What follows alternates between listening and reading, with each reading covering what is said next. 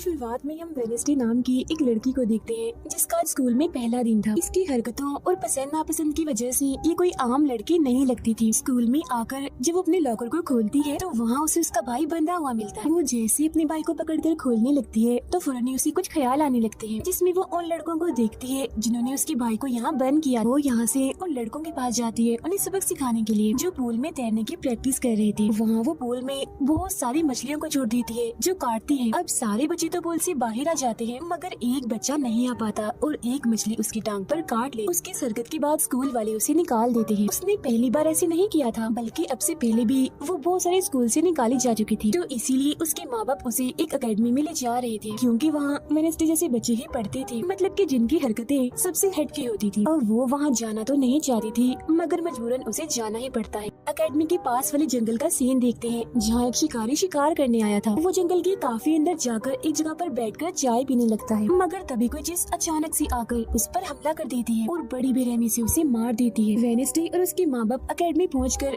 वहाँ के प्रिंसिपल के पास जाते हैं। ये प्रिंसिपल भी वेनेसडे की तरह ही आउटकास्ट होती है। आउटकास्ट में जलपरी, वेयरवुल्व्स, वैम्पायर्स, चुड़ैल और ऐसे लोग शामिल थे जिनमें जादुई ताकतें पाई जाती है। और इस तरह के ही सारे बच्चे इस अकेडमी में पढ़ते हैं। वेनेसडे के साथ जिसने कमरे में रहना था, यानी उसके रूम में, उसने कमरे को काफी रंगीन बनाया हुआ था। इसीलिए सब कुछ वेनेसडे को पसंद नहीं आता, क्योंकि उसे तो बस काला रंग ही पसंद था। यहाँ का सारा माहौल देखकर वो मुंह बना लेती है। तब उसके रूममेट उससे पूछती है, तुम ठीक हो ना, क्या हुआ तुम्हें? जिस पर उसके डैड जवाब देते हैं, मेरी बेटी बड़ी अजीब है, काफी बोर है और बस इसे तुम जिंदा लाश समझो। अपने डैड की ये बातें सुनकर वेनेसडे उन्हें घूरने लगती है। अब उसकी रूममेट उसे पूरी अकेडमी घुमा रही थी। तभी एक लड़का वहाँ आकर वेनेसडे से उसकी फेसबुक आईडी मांगता है, जिस पर वो कहती है, मैं कोई भी सोशल मीडिया इस्तेमाल नहीं करती, क्योंकि सोशल मीडिया हड्डियों को सड़ा देने वाली सिर्फ एक बीमारी है और कुछ भी नहीं। जाने से पहले वेनेसडे की मॉम उसे कहती है, अब तुम यहाँ से कभी भाग नहीं पाओ। जिस पर वो कहती है, देख लीजिएगा, मैं आपसे वादा करती हूँ कि जल्दी मैं यहाँ से भाग जाऊंगी। वहाँ से जाते वक्त उसके डैड वहाँ एक हाथ छोड़ देते हैं ताकि वो वेनेसडे पर नजर रख सके। उधर जंगल में जब पुलिस छानबीन करने आती है तो उन्हें उस शिकारी की लाश के टुकड़े अलग अलग जगहों पर पड़े मिलते हैं। ऐसा हादसा वहाँ पहली बार नहीं हुआ था, बल्कि तीसरी बार ऐसा हुआ कि अकेडमी के इस जंगल में कोई मारा गया। और वेनेसडे अपने कमरे की सारी रंगीन चीजें हटा देती है और अपने रूममेट से कहती है, शोर मत करो,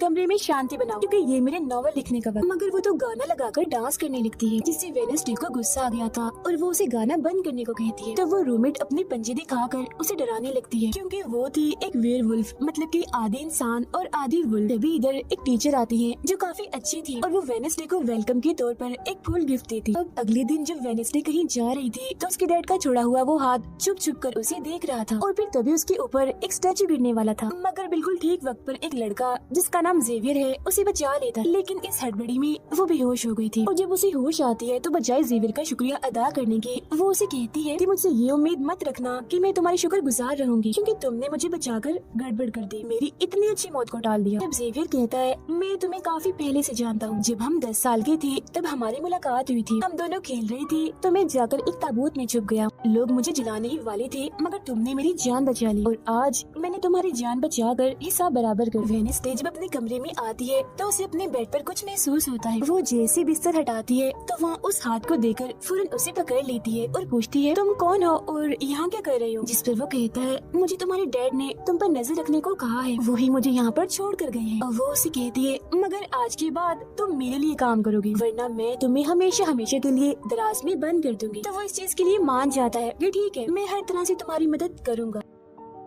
अगले दिन प्रिंसिपल वेनेसडे को एक दिमागी डॉक्टर के पास ले जाती है, क्योंकि उन्हें भी ऐसा महसूस हुआ था कि वेनेसडे का दिमागी तवाज़ुन कुछ ठीक नहीं है। मगर वो वहाँ कोई बहाना बनाकर हाथ की मदद से खिड़की खोलती है और वहाँ से भाग जाती। भागते हुए वो एक आदमी से टकरा जाती है, जिससे फौरन उसे ख्याल आता है, जिसमें वो देखती है कि इस आदमी का अभी एक्सीडेंट होने वाला है, जिसमें वो मर गया है बड़ी बेरहमी से। मगर वो इस बारे में उस आदमी को कुछ नहीं बताती, क्योंकि उसे खून खराबा बहुत पसंद। वो एक होटल में जाती है जहाँ उसकी मुलाकात एक वेटर से होती है। वो काफी परेशान दिख रहा था क्योंकि उसकी कॉफी मशीन खराब हो गई। वेनेसडे उसे कहती है, मैं तुम्हारी कॉफी मशीन ठीक कर सकती, लेकिन इसके बदले तुम्हें मुझे स्टेशन पर छोड़ना होगा, जिसके लिए वो मान भी जाता है और वेनेसडे उसकी मशीन ठीक कर देती है। इस पर वो कहता है, बस थोड़ा सा इंतजार करो, मेरी शिफ्ट खत्म होने वाली है, फिर हम चलते हैं। और वेनेसडे जब वहाँ बैठी इंतजार कर रही थी कि तभी कोई शरारती लड़की आकर उसे परेशान करने लगती है, जिससे उसे गुस्सा आ गया था और वो उन लड़कों को अकेले ही काफी मारती है और अच्छा सबक सिखाती है। अब इतनी ही देर में उस वेटर के डैड बाद जो एक पुलिस ऑफिसर थे वहाँ आ जाते हैं। तोड़फोड़ देखकर जब वो अपने बेटे से इस बारे में पूछते हैं तो वो कहता है कुछ नहीं, बस वो लड़के कस्टमर्स को परेशान कर रहे थे तो इसने उन्हें अच्छा सबक सिखा दिया। तभी यहाँ अकेडमी की प्रिंसिपल भी आ जाती है, उनसे सॉरी बोलकर वेडनेसडे को यहाँ से ले जाती है। रास्ते में वो उस पर काफी गुस्सा करती है कि आखिर तुमने कैसे अकेडमी से भागने की कोशिश की। तभी उन्हें रास्ते में एक एक्सीडेंट हुआ नजर आता है जो उसी आदमी का था जिससे वेडनेसडे टकराई थी, जो देख प्रिंसिपल घबरा जाती है। कहती है मेरी दुआ है ड्राइवर को कुछ ना हुआ हो, जिस पर वेडनेसडे कहती है वो तो मर गया है और उसकी गर्दन भी टूट गई है। फिर अकेडमी में आने के बाद वेडनेसडे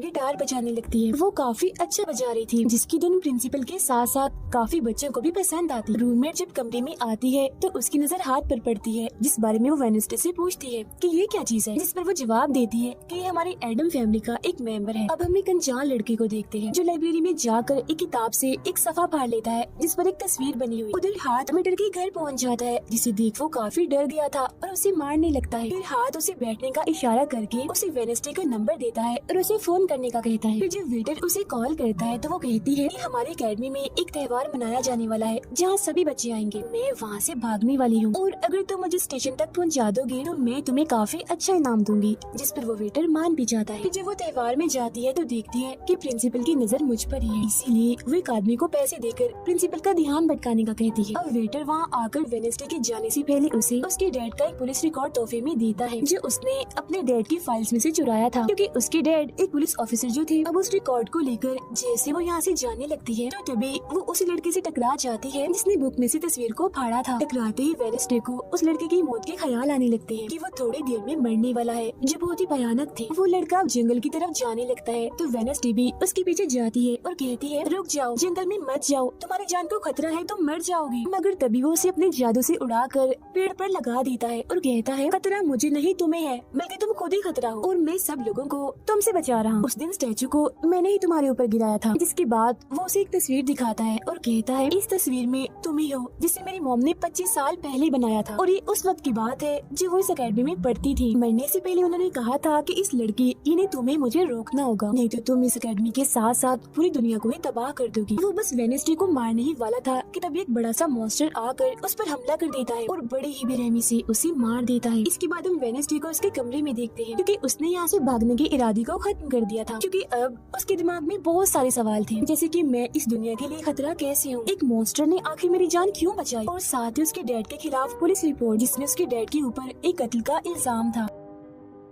अब अगले दिन पुलिस ऑफिसर वहाँ आते हैं क्योंकि वेडनेसडे ने ये रिपोर्ट लिखवाई थी कि उस अनजान लड़के की मौत मैंने अपनी आंखों से होती हुई देखी जंगल में। मगर पुलिस को वहाँ ना कोई लाश मिलती है और ना ही कोई ठोस सबूत। तो वेडनेसडे से पूछते हैं कि आखिर तुम इतनी रात को जंगल में कर क्या रही थी, जिस पर वो कहती है मैंने जंगल में उस लड़के को जाते हुए देखा था और जब मैंने उसका पीछा किया तो देखा कि एक मॉन्स्टर ने आकर उसे मार दिया है, जिसके बाद में बेहोश हो गई। तो फौरन प्रिंसिपल पुलिस ऑफिसर से कहती है उस लड़के का कोई कत्ल नहीं हुआ, वो जिंदा है, बस यहाँ से भाग गया है, इसीलिए आपको वेडनेसडे की बातों का यकीन नहीं करना चाहिए। अक्सर इसे इस तरह के दौरे पड़ते रहते, हम इसका इलाज करवा रहे हैं, जल्दी ये ठीक हो जाएगी। फिर जब प्रिंसिपल वहाँ से जाती है तो वो ऑफिसर से कहती है कि जंगल में कोई तो है जो सबको मार रहा है और उसी ने उस लड़के को भी मारा है। मगर तभी वहाँ वो लड़का आ जाता है जो जिंदा था और बिल्कुल सही सलामत भी। अब अगले दिन जब वेडनेसडे को डॉक्टर के पास ले जाया जाता है तो वो उससे पूछती है कि क्या तुमने ये अफवाह इसलिए फैलाई कि सभी की तवज्जो तुम पर हो जाए, यानी कि तुमने उस लड़के की मौत होते हुए देखा। जिस पर वो कहती है मैं जानती हूँ मैंने क्या देखा है, ओके, मुझे तुम्हें बताने की कोई जरूरत नहीं। अगले दिन उसे पता चलता है कि उसी लड़के को बगैर किसी वजह से अकेडमी से निकाला जा रहा है, इसीलिए वो अपने साथी उस हाथ को उस लड़के के पीछे लगा देती है। अब प्रिंसिपल के कहने पर वेडनेसडे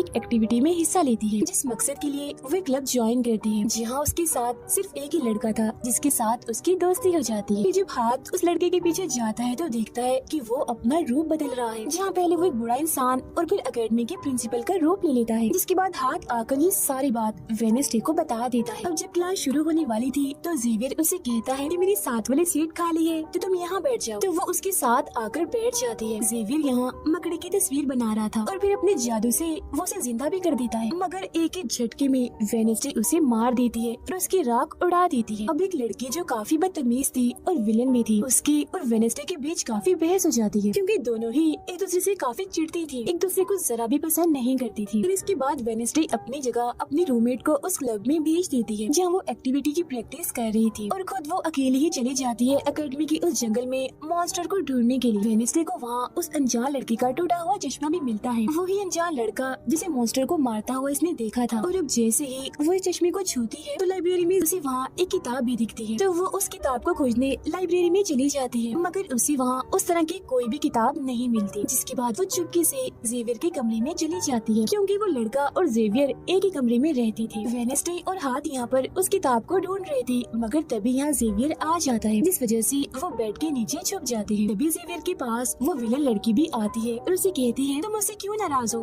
अच्छा गुस्सा छोड़ो, सुलह कर लो। जिस पर वो मना कर देता है। अब उसके इनकार पर विलन लड़की को लगने लगता है कि ये सब वो वेडनेसडे की वजह से कर रहा है, इसीलिए वो कहती है कि कल मैं वेडनेसडे समेत तुम्हारे सभी साथियों की कश्तियों की धज्जियां उड़ाने वाली हूँ। बेड के नीचे छुपे वेडनेसडे और हाथ भी उसकी ये बात सुन लेते। कमरे में वापस आने के बाद वेडनेसडे अपने रूममेट से कहती है कि कल जो कश्तियों की रेस होने वाली है मैं भी उसमें हिस्सा लूँ, और कुछ भी हो जाए उस घमंडी लड़की यानी विलन को मैं हरा कर ही रहूंगी। अब अगले दिन जब रेस शुरू होती है तो बताया जाता है कि इस मुकाबले का कोई भी असूल कानून नहीं है। जो भी टीम सबसे पहले गुफा में जाकर झंडे को लाएगी वही टीम जीत जाएगी। जिसके फौरन बाद गेम शुरू हो जाती है और विलन भी अपनी चालें चलना शुरू कर देती है। वो अपने एक जलपरी साथी की मदद से एक टीम की कश्ती को तुड़वा देती है, जिससे वो पूरी टीम पानी में गिर जाती है। मगर फिर जब वो जलपरी वेडनेसडे की कश्ती की तरफ आ रही थी तो हाथ उससे पहले ही जाल फेंककर उसे जाल में फंसा लेता है। अब किनारे तक सिर्फ 3 ही टीम्स पहुंच पाती हैं, और जब सारे लोग झंडा लेने अंदर जाते हैं तो रूममेट अपने पंजों से जोकर टीम की कश्ती में छेद कर देती है। इन सभी के साथ वेडनेसडे जब झंडा लेकर आ रही थी तो उसे ख्याल आता जिसमें वो अपनी ही जैसी एक लड़की को देखती है जिसके हाथ में एक किताब थी। होश में आने पर झंडा लेकर वो वापिस से कश्ती में चली जाती है। जोकर्स की कश्ती तो छेद होने की वजह से वहीं पर ही डूब जाती है, जबकि जलपरी दोबारा से वेडनेसडे की कश्ती पर हमला करने लगती है, मगर हाथ पानी में जाकर जलपरी को जोर से मुक्का मारता है। अब वेडनेसडे अपनी कश्ती से बहुत सारे तीर निकाल कर विलन की कश्ती में छेद कर देती है, जिससे उसकी कश्ती डूब जाती है और वेडनेसडे की टीम इस रेस को जीत जाती है। अब ये 4 साल में पहली बार हुआ था जब उस विलन को किसी ने हराया था, इसलिए आज वो गुस्से में आग बगोला हुई।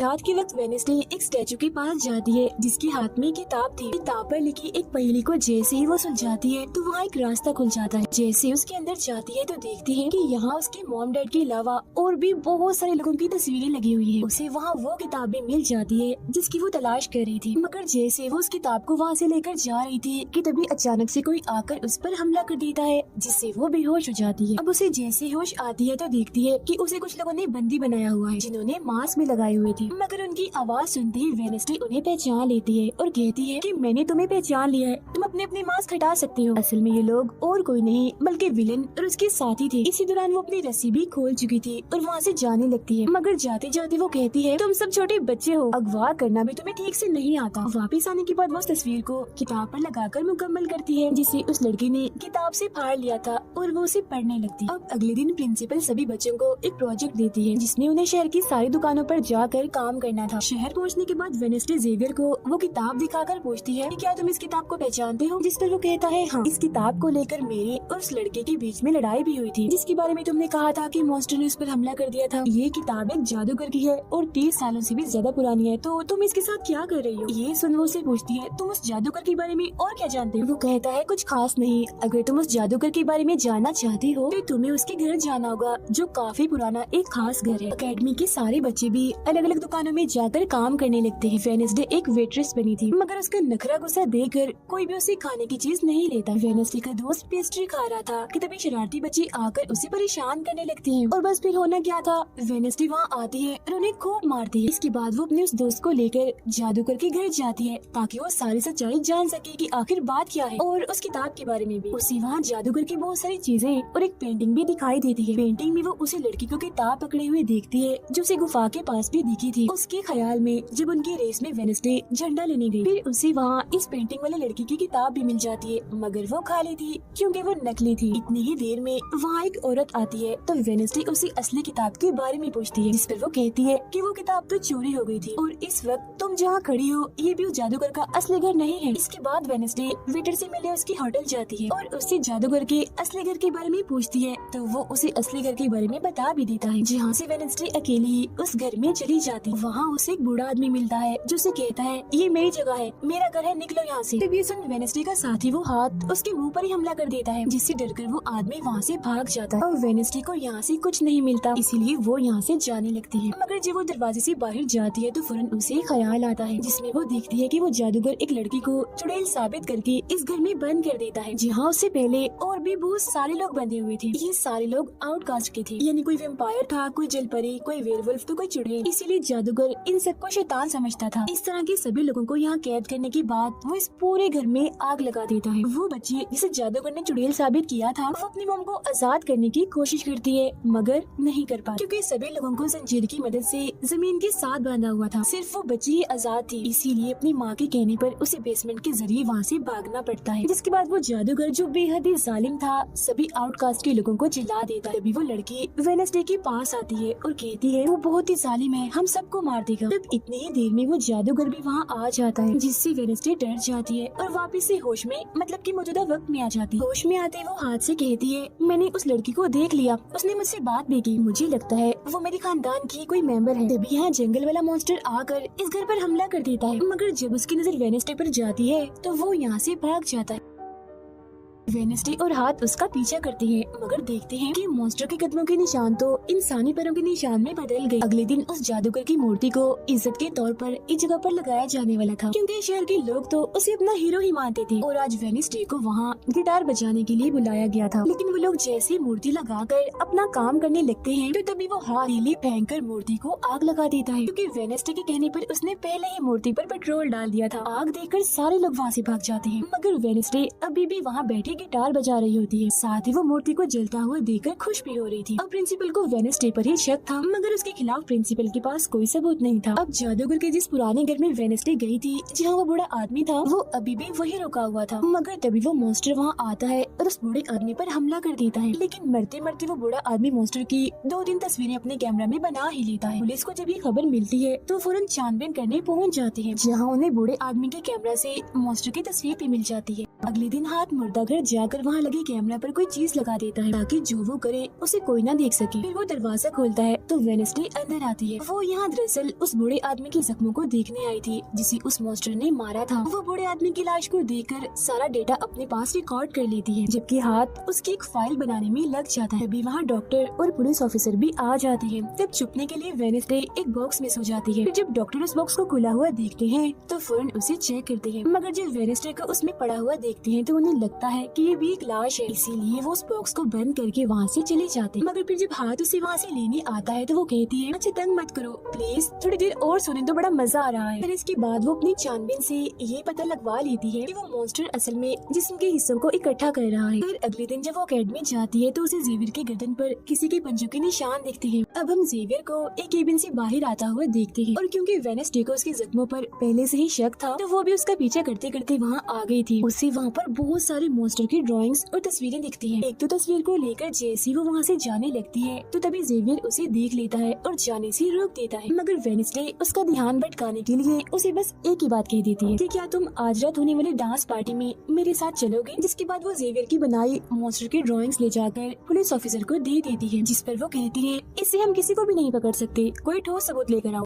अब वेडनेसडे अपनी सारी रिसर्च को अपने दोस्त के सामने रख देती है ताकि वो उसकी मदद कर सके। उनमें से एक ड्राइंग को देखकर उसका दोस्त कहता है कि मैं इस जगह के बारे में जानता हूँ। जिसके बाद वो वेडनेसडे को उस जगह पर ले जाता है जो एक गुफा थी, जिसके अंदर जाकर उन्हें बहुत सारी हड्डियाँ और एक हथकड़ी भी मिलती है। थोड़ा छानबीन करने पर उसे वहाँ एक नोकदार बड़ा सा नाखून भी मिलता है, जिसे वो अपने पास रख लेती है। जिसके बाद वो जेवियर के पेंटिंग वाले केबिन में जाती है और डस्टबिन से एक कपड़ा जिस पर खून लगा हुआ था उसे निकाल कर अपने पास रख लेती है। फिर जैसे वो वहाँ से जाने लगती है तो तभी वहाँ जेवियर आ जाता है और उसे पूछता है तुम यहाँ मेरे केबिन में क्या कर रही हो। उसकी बात डालकर वो उसे पूछती है ये जो चोट तुम्हारी गर्दन पर है ये तुम्हें कैसी लगी। तब वो बताता है कि पिछले कुछ दिनों से ये मॉन्स्टर मेरे सपनों में आ रहा है, इसीलिए मैं इसकी ड्राइंग्स बनाता हूँ। मगर एक दिन मैंने अपने जादू पर से कंट्रोल खो दिया और ड्राइंग के अंदर से मॉन्स्टर की पंजे ने निकलकर मुझे नोच लिया। लेकिन अब क्योंकि वेडनेसडे उस पर शक कर रही थी इसलिए वो उस पर काफी गुस्सा करता है और फौरन उसे यहाँ से जाने का कहता है। अब वेडनेसडे वो खून लगा कपड़ा और नाखून जाकर पुलिस ऑफिसर को दे देती है और कहती है ये लो ठोस सबूत और बेशक DNA टेस्ट करवा लो। मेरे ख्याल से इतना सबूत काफी होगा, है ना।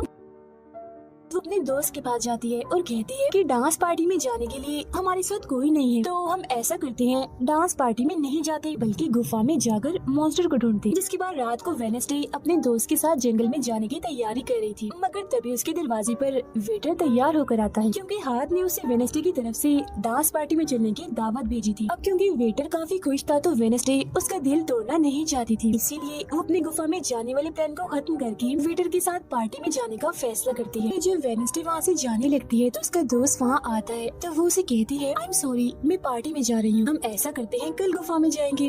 लेकिन उसका दोस्त बगैर बताए अकेला ही उस गुफा में चला जाता है। उधर पार्टी में सारे लोग आकर काफी एंजॉय कर रहे थे। सब लोग अपने अपने साथी को लेकर पार्टी में आए हुए थे, जहाँ जेवियर अपने साथ उस विलन लड़की को लाया था। लेकिन जब वेडनेसडे वेटर के साथ वहाँ आती है तो उन दोनों को साथ देकर जेवियर जलने लगता है। जब सब लोग डांस कर रहे थे तो वेडनेसडे की डांस करने की स्टाइल से सारे लोग काफी हैरान रह जाते हैं, क्योंकि वो काफी अजीब तरह से ही डांस कर रही थी। उधर जंगल में वेडनेसडे का दोस्त भी पहुँच गया था और छुपकर मॉन्स्टर के आने का इंतजार कर रहा था, मगर तभी वहाँ कोई आता है और उस गुफा में धमाका करके भाग जाता है। जेवियर लगातार उन दोनों को देखकर जल रहा था, इसीलिए वो विलन लड़की से कहता है कि तुम अपना लॉकेट उतारो और अपनी जेल परी से मेरे लिए मदद मांगो ताकि मैं वेडनेसडे को भूल जाऊं। जो सुन विलन लड़की भड़क जाती है और उसे कहती है कि तुम तो पहले ये कहते फिर रहे थे कि मैंने अपनी जेल परी से तुम्हें अपने काबू में किया है और अब तुम्हें किसी को बुलाने के लिए मेरी ही मदद चाहिए। तभी बाहर शरारती लड़कों का ग्रुप टैंकर लेकर आता है और डांसिंग क्लब के पंप में वो बड़ा सा पाइप लगा देते हैं और फिर तभी अचानक उस पार्टी में खून की बारिश होने लगती है, क्योंकि जो टैंकर वो शरारती लड़के लाए थे जिसका पाइप उन्होंने लगाया था उसमें दरअसल खून था। ये देख सारे लोग घबरा जाते हैं और पार्टी से भागने लगते हैं, मगर वेडनेसडे वहीं खड़ी रहती है क्योंकि उसे तो अब और मजा आ रहा था, क्योंकि वो बारिश खून की नहीं बल्कि कलर की थी जिसमें वो काफी एंजॉय कर रही थी। तभी वेडनेसडे को ख्याल आता है जिसमें वो देखती है कि उसका दोस्त अकेला ही जंगल में चला गया है, जहाँ वो मुसीबत में है, उसकी जान खतरे में है, इसीलिए वो जंगल की तरफ उसे बचाने के लिए भाग जाती है। उसके दोस्त के पीछे दरअसल वो मॉन्स्टर पड़ गया था जिससे बचकर वो भाग रहा था। वो मॉन्स्टर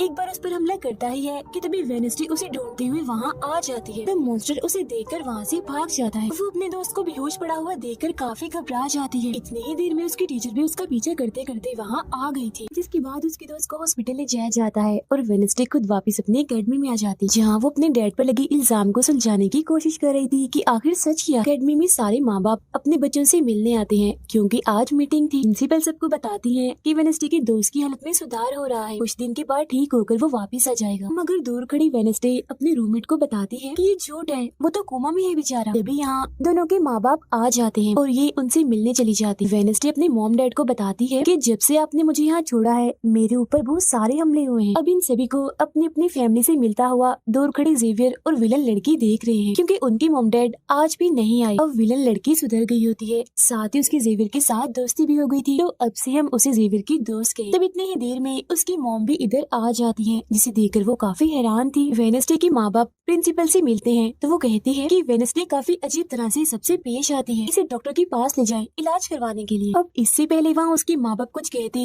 फौरन वो बोल पड़ती है कि रुकिए जरा डैड, मैं आपसे कुछ पूछना चाहती हूँ। ये देखिए एक लड़का जिसका नाम गैरेट है, इसके कत्ल का इल्जाम आपके सर पर क्यों है और ये कौन था? तो वेडनेसडे की मॉम उसे कुछ भी बताने से इनकार कर देती है, तो वो अपनी मॉम को ये कहकर यहाँ से चली जाती है कि मत बताइए, बाकी सबूत मैं खुद ढूंढ लूँ। वो सीधा जाती है हॉस्पिटल अपने दोस्त से मिलने, जहाँ उसका ख्याल वेडनेसडे का साथी हाथ रख रहा था। अब पता चलता है कि डॉक्टर ने अपनी जान ले ली है और ये डॉक्टर वही था जिसकी मुर्दा खाने से वेडनेसडे बूढ़े आदमी की लाश को देखने आई। मरने से पहले डॉक्टर ने एक खत भी छोड़ा था जिसमें लिखा हुआ था कि मैं गैरेट के केस पर शर्मिंदा हूँ क्योंकि मैंने उसकी झूठी रिपोर्ट बनाई थी। अब जब सारे लोग खाना खा रहे थे तो तभी वहाँ पुलिस ऑफिसर आकर वेडनेसडे के डैड को पकड़ लेता है और कहता है कि गैरेट की मौत के इल्जाम में तुम्हें गिरफ्तार किया जा रहा है। जेल में वेडनेसडे अपने डैड से मिलने जाती है, पूछती है कि बताएं गैरेट से आपका क्या वास्ता। तो वो बताते हैं कि गैरेट तुम्हारी मॉम से बहुत प्यार करता था, फिर एक दिन जब तुम्हारी मॉम और मैं साथ थे तो गैरेट ने आकर मुझ पर हमला कर दिया। मैंने अपना काफी बचाव किया, जिस दौरान गलती से उसकी मौत हो गई। ये सुन वेडनेसडे को उनकी बात थोड़ी झूठी लगती है। फिर वो पुलिस ऑफिसर के पास जाती है, कहती है मेरे डैड ने गैरेट को नहीं मारा और ये उनके खिलाफ साजिश की जा रही है। जिस पर वो कहता है दुनिया तुम्हारे हिसाब से नहीं चलती, हमारे पास सबूत आ गए हैं तुम्हारे डैड के खिलाफ। वो कहती है मैं नहीं मानती और मेरा मेरा ख्याल है कि जिसने मेरे दोस्त को मारने की कोशिश की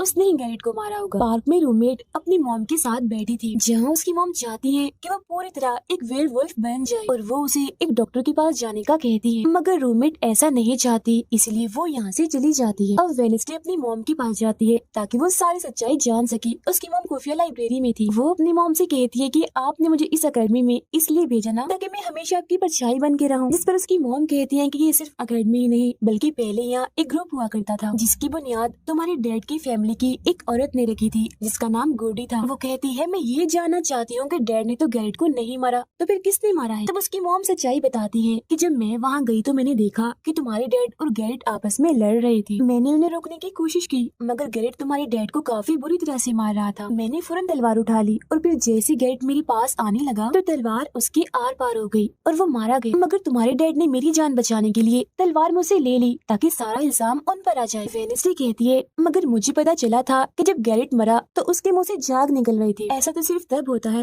जब किसी ने जहर लिया। अब सच पता करने का सिर्फ एक ही रास्ता है, गैरेट की कब्र को खोदना। जिसके बाद वो अपनी मॉम के साथ मिलकर गैरेट की कब्र को खोद देती है और वहाँ से उसकी एक उंगली ले लेती है। मगर तभी इधर पुलिस आकर उन दोनों माँ बेटी को गिरफ्तार कर लेती है। जेल में वेडनेसडे गैरेट की उंगली अपने मॉम डैड को दिखाती है, कहती है कि उसकी मौत जहर से हुई थी। मगर जैसे उसके हाथ इस उंगली पर लगते हैं उसे फौरन एक ख्याल आता है जिसमें वो देखती है कि गैरेट के डैड ने उसे जहर दिया था ताकि वो इस पूरे अकेडमी के लोगों को मार डाले। मगर जब उसकी लड़ाई वेडनेसडे के डैड से हुई तो जहर की बोतल टूट गई जिससे सारा जहर गैरेट के अंदर चला गया। जिसका मतलब साफ था कि उस दिन वो वेडनेसडे के डैड को ही नहीं बल्कि पूरी अकेडमी को ही खत्म करने आया था। जेल से रिहा होने के बाद वेडनेसडे और उसकी मॉम मेयर के पास जाती है, कहती है आपने गैरेट की मौत की सच को छुपाया, उसकी मौत जहर से हुई थी न कि तलवार से, और ये बात साबित भी हो गई है। जो सुन मेयर सब कुछ सच बता देता है जिसके बाद वेडनेसडे के डैड को भी रिहा कर दिया जाता है। अब वेडनेसडे अपनी मॉम को बताती है कि मुझे बहुत ख्याल आते हैं, जिस पर उसकी मॉम कहती है कि ये खासियत हमारे खानदान में है, ख्याल सबको आते हैं। अगर ख्याल हमारे कंट्रोल में ना रहे तो ये हमें पागल बना सकते हैं, इसीलिए हमारे खानदान के पुराने लोग आकर हमें आसान रास्ता बताते हैं और ट्रेनिंग देते हैं। तो वेडनेसडे फौरन बोलती है जैसे गुडी एडम्स जिसके बारे में आपने बताया था कि वो मेरे डैड के खानदान की है। जिस पर उसकी मॉम कहती है कि मुझे नहीं पता, बहरहाल तुम होशियार रहना, क्योंकि गुडी एडम्स बदला चाहती थी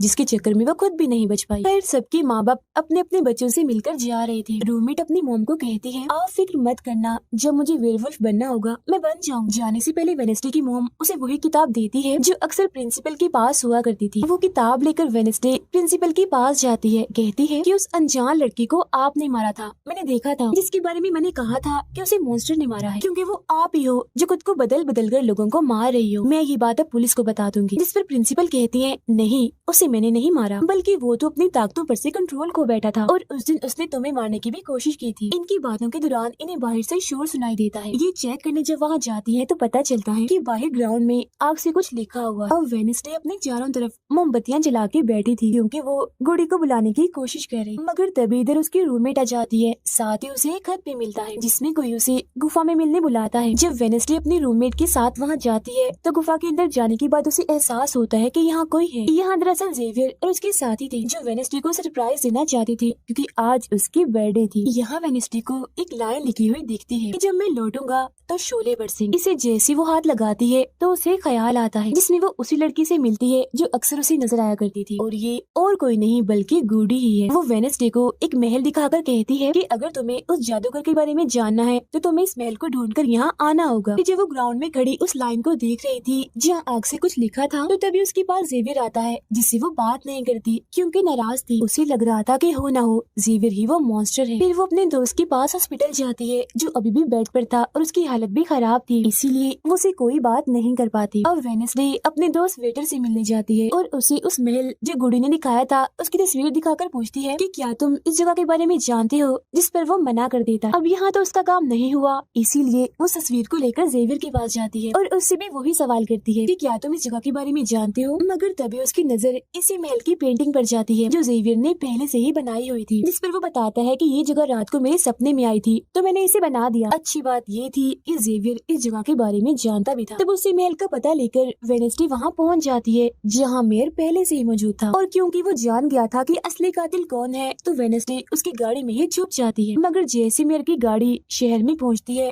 तो कोई उनकी गाड़ी को ठोक देता है जिससे मेयर का एक्सीडेंट हो गया था। वो काफी जख्मी हो जाते हैं, उनकी हालत मरने वाली हो गई। फिर अब रात के वक्त वेडनेसडे वेटर और अपने रूममेट के साथ उसी महल में आती है। यहाँ उसे ऐसा महसूस होता है जैसे कोई इधर रह रहा है, क्योंकि मोमबत्तियां गर्म थी और ये कमरा बिल्कुल साफ था। इतनी ही देर में वो मॉन्स्टर भी यहाँ आ जाता है, जिससे बचने के लिए ये लोग छुप जाते हैं। ये लोग देखते हैं कि जिन जिन लोगों पर मॉन्स्टर ने हमला किया था उनके जिस्म के कटे हुए हिस्से यहाँ पर पड़े हुए हैं। अब वेडनेसडे अपने दोस्तों को मॉन्स्टर से बचाना चाहती थी, इसीलिए वो उन्हें यहाँ से ले जाती है। ये वेटर के घर जाते हैं, जहाँ जैसे उसकी डैड आती है तो वेडनेसडे उन्हें कहती है कि मैं आपको कुछ दिखाना चाहती हूँ, क्योंकि वो पुलिस ऑफिसर जो थे वो जब उन्हें महल में ले जाती है तो वहाँ पर कुछ भी नहीं था। मतलब जिस्म के कटे हुए हिस्से जो पहले यहाँ पर रखे हुए थे वो वहाँ पर नहीं पड़े थे, जिससे पुलिस ऑफिसर को गुस्सा आ जाता है और वो कहते हैं कि आज के बाद तुम मेरे बेटे से नहीं मिलोगी। अब जब वेडनेसडे एकेडमी आती है तो वहाँ उसे प्रिंसिपल मिलती है, जो कहती है कि तुम्हें मैंने कहीं भी जाने से मना किया था, मगर तुमने मेरी बात ना मानकर अच्छा नहीं किया। जिस पर वो जवाब देती है, मैं सच का पता लगाने गई थी, इसीलिए मैं माफी नहीं मांगूंगी, मैंने कुछ गलत नहीं किया है। जिसके बाद वो प्रिंसिपल को एक पेंटिंग भी दिखाती है जिसमें वो जादूगर था और वेडनेसडे खुद थी। बताती है कि इसीलिए वो अनजान लड़का मुझे मारना चाहता था, क्योंकि उसे लग रहा था कि एकेडमी के लिए मैं खतरा हूँ, मगर खतरा दुश्मन कातिल तो कोई और ही है, जबकि मैं तो इस एकेडमी और सबको बचाना चाह रही हूँ, तो मुझे एक मौका मिलना चाहिए। प्रिंसिपल कहती है नहीं,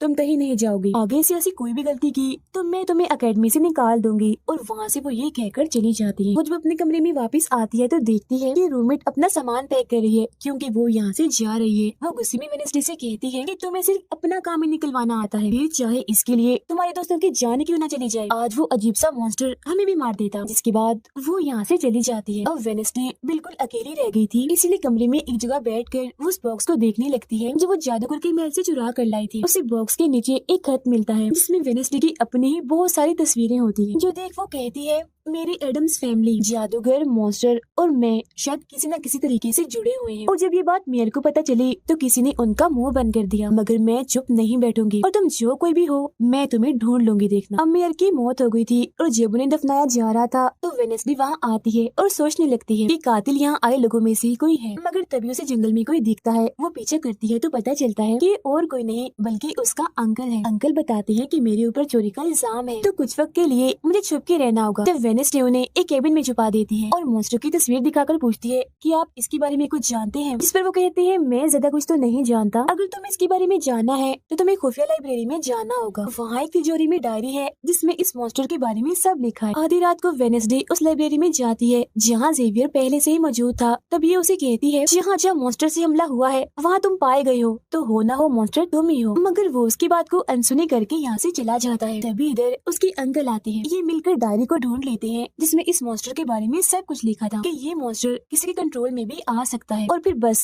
ये अपने मालिक के कहने पर ही काम करता है। रात के वक्त वो अपने साथी हाथ को कहती है कि मैं वेटर से मिलने जा रही हूँ, तब तक तू मेरी डायरी का ख्याल रखना। कि जब वेटर के साथ गुफा के अंदर जाती है तो देखती है कि यहाँ उसने गुफा को सजाया हुआ है, क्योंकि वो उसे शादी के लिए पूछने वाला था। वापिस आकर वेडनेसडे देखती है कि उसके कमरे का सारा सामान इधर उधर बिखरा पड़ा है और उसकी डायरी कोई चुरा कर यहाँ से ले गया है। फिर जैसे वो अपने साथी हाथ को देखती है तो घबरा जाती है, क्योंकि उसकी हथेली में किसी ने चाकू आर पार कर दिया था और अब उसमें जान नहीं थी, वो मर गया था। फिर वो हाथ को लेकर जल्दी से अपने अंकल के पास आती है और दुखी होती हुई कहती है प्लीज अंकल कैसे भी करके हाथ को जिंदा कर दीजिए। तब अंकल बार बार बिजली के झटके उसे देते हैं जिससे वो जिंदा हो जाता है। वो उसे पूछती है अच्छा तुम पर हमला किसने किया था, जिस पर इशारों से वो बताता है कि मैंने नहीं देखा क्योंकि हमला पीछे से हुआ था। जिस पर वेडनेसडे गुस्से से भर जाती है, कहती है चाहे कुछ भी हो जाए मैं उसे नहीं छोड़ूंगी, वो जो भी है। और वो प्रिंसिपल को आकर कहती है किसी ने मेरे कमरे में तोड़ फोड़ कर दी है, साथ ही कोई उस डायरी को भी चुरा कर ले गया है। वो कहती है वो डायरी तो खुफिया लाइब्रेरी में थी, तो तुम्हारे पास कैसे आई? तुम ऐसी हरकतें मत करो कि एकेडमी को बंद करना पड़े, ऐसा मैं होने नहीं दूंगी। फिर जब वेडनेसडे वहाँ से जा रही थी तो तभी उसके पास उसके साथी आते हैं और उसे जानकारी देते हैं कि गैरेट जिसकी मौत का इल्जाम तुम्हारे डैड पर था, उसकी मॉम को किसी ने डबोकर मारा था और मरने से पहले उनकी सारी प्रॉपर्टी एक डॉक्टर ने हथिया ली थी। डॉक्टर नाम सुनकर वेडनेसडे को दिमागी डॉक्टर पर शक होता है, इसीलिए वो सीधा उनके पास जाती है। कहती है कि मैं जानती हूँ आपके अंदर गैरेट की मॉम की आत्मा है जो सबसे अपनी मौत का बदला लेना चाहती है, अब बस कर दो, तुम्हारा खेल खत्म हुआ। जिसके बाद वो यहाँ से चली जाती है। ये सारी बातें सुन डॉक्टर को जरा भी समझ नहीं आती कि क्या बोल रही थी, इसीलिए वो फौरन प्रिंसिपल को कॉल करती है। कहती है वेडनेसडे आई थी, उसका बर्ताव काफी अजीब अजीब था, उल्टी उल्टी बातें कर रही थी वो। अब तभी यहाँ मॉन्स्टर आ जाता है जो डॉक्टर पर हमला करके उन्हें मार देता है। अब डॉक्टर तो मर गई थी, इसीलिए वेडनेसडे की शक की सुई अब जेवियर पर आ जाती है, इसीलिए वो उससे मिलने उसके कैबिन में जाती है। यहाँ उसे मरे हुए लोगों का सामान भी मिलता है, जिससे उसका शक और पक्का हो जाता है। अब तभी इधर पुलिस भी आकर जेवियर को पकड़ लेती है, क्योंकि पुलिस को यहाँ पर वेडनेसडे ने ही बुलाया था। अब जब वेडनेसडे कमरे में आती है तो उसकी रूममेट वापस आ गई थी। कहती है, तुम्हारा और मेरा कोई ताल्लुक है, मैं तुम्हारे साथ रहना चाहती हूँ, मैंने तुम्हें और हाथ को बहुत याद किया। फिर इसके बाद वेडनेसडे वेटर के पास जाती है, जहाँ उसे फिर से कुछ ख्याल आने लगते हैं, जिनमें वो देखती है कि मॉन्स्टर और कोई नहीं बल्कि वेटर ही है, जिसे वो पसंद करती है। मगर फिलहाल वो उसे कुछ नहीं कहती, उसे एक जगह पर लाती है और फिर कहती है कि जेवियर को तो फंसाया जा रहा है, जबकि असली मॉन्स्टर तो तुम ही हो। मगर वो इसके लिए बार बार मना करता है। तभी यहाँ वेडनेसडे के सारे दोस्त भी आ जाते हैं और वेटर को पकड़कर कुर्सी से बांध देते हैं। अब वेडनेसडे उस पर जुल्म करना चाहती है, मगर उसके दोस्त ऐसा करना नहीं चाहते, इसीलिए वो यहाँ से चले जाते हैं। फिर जैसे ही वो वेटर को मारने के लिए आगे बढ़ती है कि तभी वेटर के डैड पुलिस ऑफिसर यहाँ आ जाते हैं और वेडनेसडे को गिरफ्तार कर लेते हैं। हालांकि वो उन्हें कहती भी है कि असली कातिल आपका बेटा है, वही मॉन्स्टर है ये, मगर वो उसकी एक नहीं सुनते। फिर जब वो यहाँ से जा रही थी तो वेटर उसके पास आता है, कहता है, कैसा लगा हारना? अभी तो और भी बहुत कुछ होना बाकी है बच्चों। इसके बाद प्रिंसिपल भी वेडनेसडे को कह देती है कि तुमने सारी हदें पार कर दी, इसीलिए तुम्हें एकेडमी से निकाला जा रहा है। लेकिन अभी भी वो बार बार एक ही बात कह रही थी कि वेटर ही असली मॉन्स्टर है, मगर फिर भी वो उसकी एक नहीं सुनती और जाने का कहती है। तब आखिरी बार वेडनेसडे जेवियर से मिलने जाती है, जो जेल में बंद था, और उससे नाराज भी था क्योंकि वेडनेसडे ने ही उसे पुलिस के हवाले किया था। हालांकि वो उसे बताती भी है कि मॉन्स्टर वेटर है और उसने मेरे जरिए तुम्हें फंसाया है। वो उसकी एक नहीं सुनता, कह देता है कि सारी मुसीबत की जड़ तुम हो, अगर तुम ये एकेडमी छोड़ के चली जाओगी तो कुछ भी गलत नहीं होगा। ये बात सुनने के बाद वो एक सेकंड भी नहीं रुकती और यहाँ से चली जाती है। वो अपने कमरे में आकर अपना सारा सामान पैक करती है, जिसके बाद वो सभी से आखिरी मुलाकात करती है। सबसे आखिर में वो अपने दोस्त से मिलने हॉस्पिटल में जाती है, कहती है, मैं तो जा रही हूँ, तुम अपना ख्याल रखना, और हाँ, बाहर मत निकलना, बाहर मॉन्स्टर हो सकता है। और उस दिन गुफा में धमाका करने वाला और कोई नहीं बल्कि प्रिंसिपल ही थी, जिस पर वो कहता है, नहीं, धमाका करने वाले के जूते लाल थे, जबकि प्रिंसिपल कभी भी लाल जूते नहीं पहनती। ये बात सुनकर वेडनेसडे को पता चल जाता है कि असली कातिल कौन है। वो अपनी उसी टीचर के पास जाती है जिसे सब पसंद करती थी और कहती है, बाकी लोग तो बिला वजह मारे गए हैं, जबकि असली कातिल तो तुम ही हो। तुमने ही वेटर को अपने कंट्रोल में करके उसे मॉन्स्टर बनाया और धीरे धीरे उसे अपना गुलाम बना लिया, अपने इशारों पर नचाकर लोगों को उसके जरिए मरवाया। तभी यहाँ वेटर भी आ जाता है, जिसे वो टीचर कहती है, जल्दी करो, वेडनेसडे को मार दो। लेकिन दरअसल दी वेटर नहीं थी बल्कि प्रिंसिपल थी, जो रूप बदल कर यहाँ पर आई थी। और अब टीचर प्रिंसिपल के गले में जहर का इंजेक्शन घुसा देती है, जिससे प्रिंसिपल बेचारी मारी जाती है। फिर वो वेडनेसडे को भी बांध कर जादूगर की गुफा में ले आती है। गुफा में आकर वेडनेसडे को पता चल जाता है कि जिन मरे हुए लोगों के जिस्म के हिस्सों को इकट्ठा किया गया था, वो दरअसल जादूगर को दोबारा से जिंदा करने के लिए किए गए थे। तभी यहाँ टीचर, जो असली विलन थी,